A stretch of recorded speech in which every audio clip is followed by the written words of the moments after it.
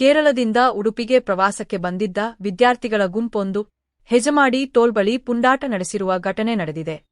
2 ಬಸ್ಸುಗಳಲ್ಲಿ ಆಗಮಿಸಿದ್ದ ವಿದ್ಯಾರ್ಥಿಗಳು ಟೋಲ್ ಗೇಟ್ ಬಳಿ ಬಸ್ ನಿಲ್ಲಿಸಿ ಮದ್ಯ ಸೇವಿಸಿ ರಸ್ತೆಯ ಮಧ್ಯದಲ್ಲಿ ಪಟಾಕಿ ಸಿಡಿಸಿ ಹುಚ್ಚಾಟ ಮೆರೆದಿದ್ದಾರೆ. ಇವರ ಈ ಕಿರಿಕ್ ಮತ್ತು ಪುಂಡಾಟದ ದೃಶ್ಯಗಳು ಸಾಮಾಜಿಕ ಜಾಲತಾಣಗಳಲ್ಲಿ ವೈರಲ್ ಆಗಿದ್ದು ಸಾರ್ವಜನಿಕ ವಲಯದಲ್ಲಿ ವ್ಯಾಪಕ ಆಕ್ರೋಶಕ್ಕೆ ಕಾರಣವಾಗಿವೆ.